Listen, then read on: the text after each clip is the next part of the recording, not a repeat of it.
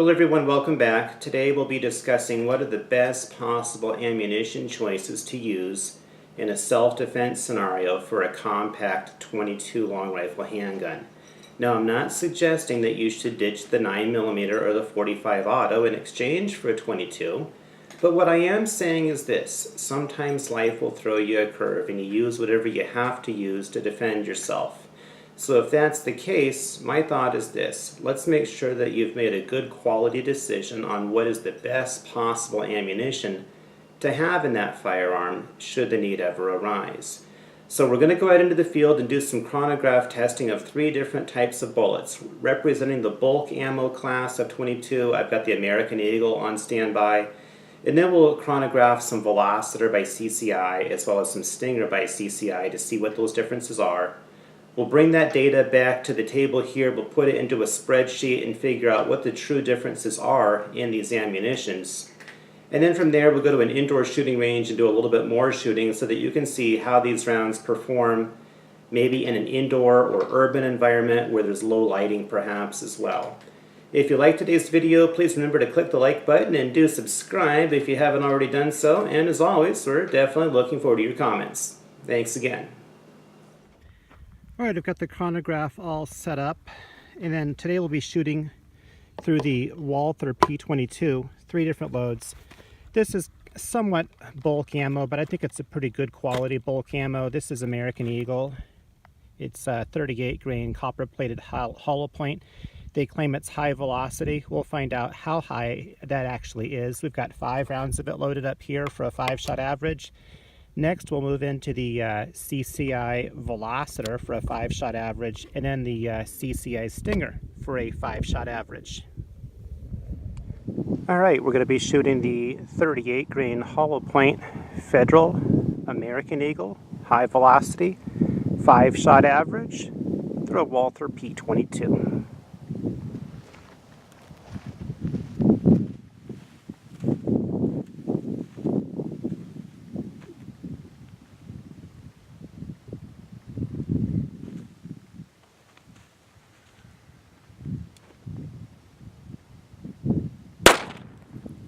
$985,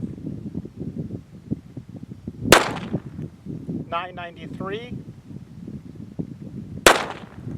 $998, $1,003, $1,018.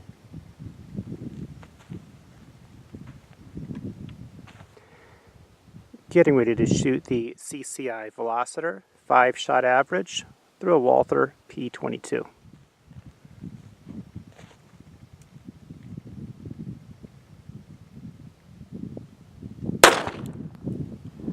$10.54, $10.54,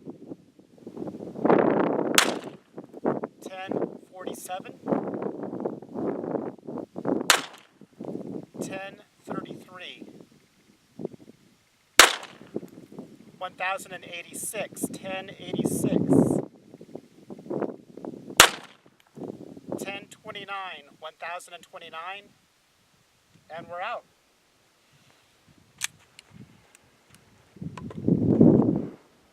Getting ready to shoot CCI Stinger through a Walther P22.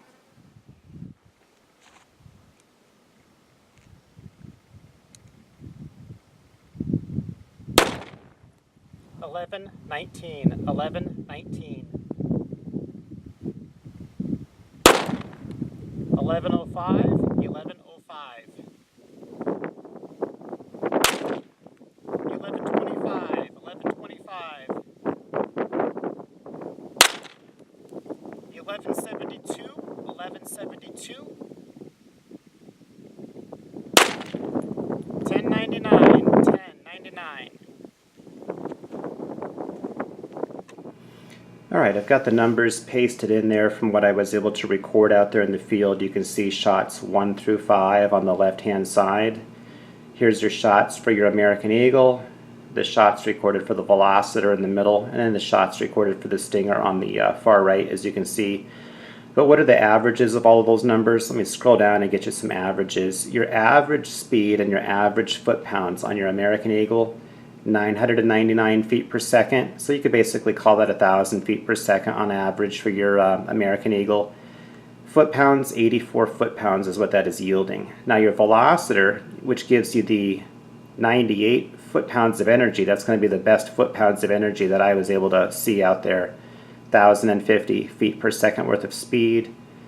Now on your Stinger, you don't have as much foot-pounds of energy as the velociter, but you certainly do have a lot of speed. You've got 1124 feet per second on the speed.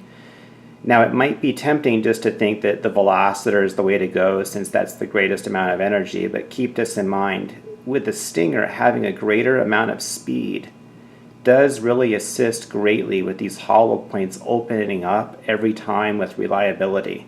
I'm not going to say that the velociter hollow points can't or don't open, but I am saying that with Stingers, I've almost always been able to get them to open up. So that could mean that even though you only have 90 foot-pounds of energy, more of it is actually getting dumped into the target instead of just passing through, whereas that could actually happen with the velociter. So in a moment here, we'll be going to an indoor shooting range so that you can see all three of these bullets in action from an indoor vantage point. Okay, I'm getting ready to shoot one round of each. It'll be the American Eagle, then the velociter, and then the Stinger.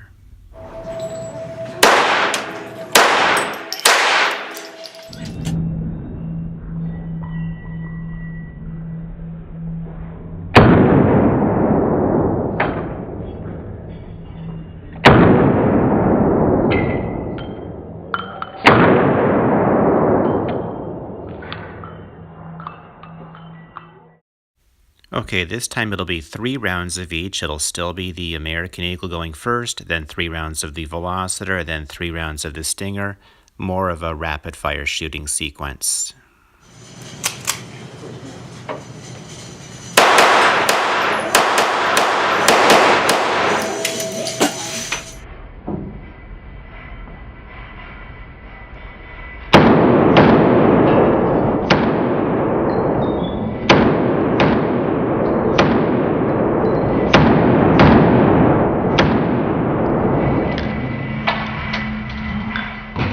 And here's what the target looks like after the rapid fire sequence. A couple of those rounds were put on paper before the filming started, and that's why you see more than 9 bullet holes there.